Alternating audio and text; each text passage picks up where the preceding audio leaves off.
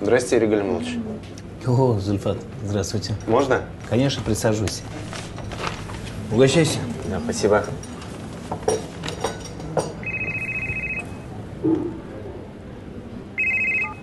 Алло, да?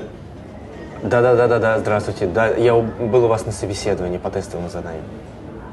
Какие документы нужно взять с собой? Да, паспорт, трудовая, диплом, все у меня при себе, да. Спасибо.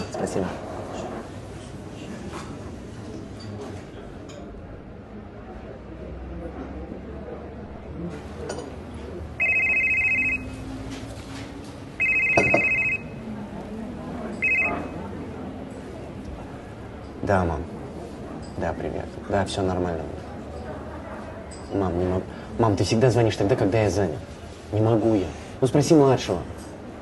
Мам, один чертов дом ничего не делает. Сидит, свои гонки гоняет. Мам, я занят. Все, давай, пока. Давай, пока.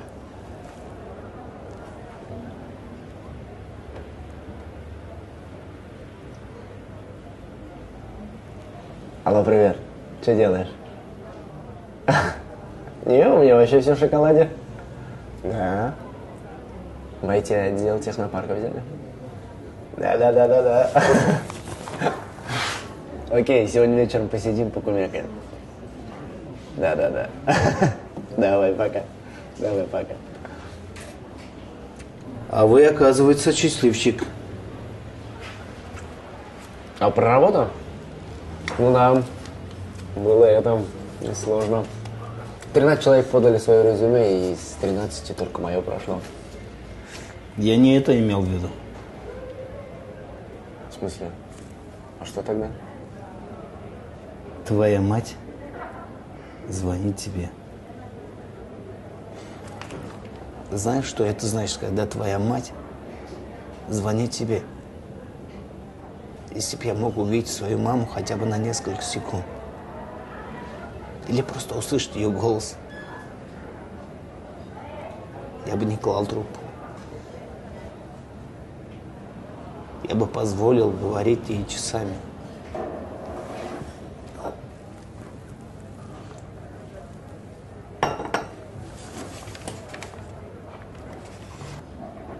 Тебе трудно осознать, что я чувствую сейчас. Но рано или поздно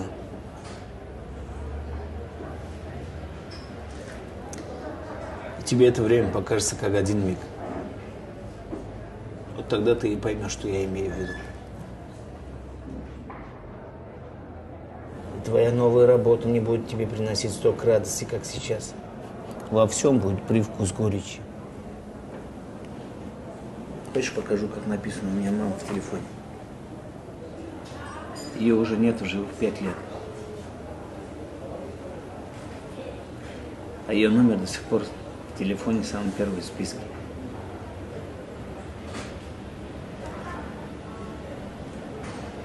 Я не могу и не хочу удалить ее номер. Мне кажется, что она вот позвонит, и я скажу ей те слова, которые не успел сказать. Поэтому мой тебе совет. Цени то счастье, которое у тебя есть. У меня одна из дверей рая уже закрылась. Поэтому будь у этой двери, пока она открыта. И пусть Аллах даст твоей маме долгих лет жизни.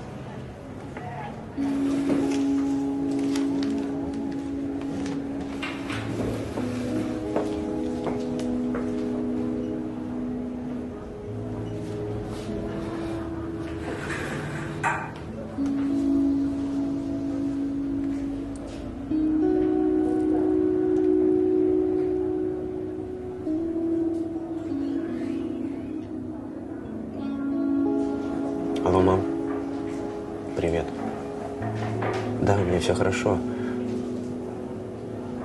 Извини, что не поговорил с тобой сразу. Да. Меня взяли на работу.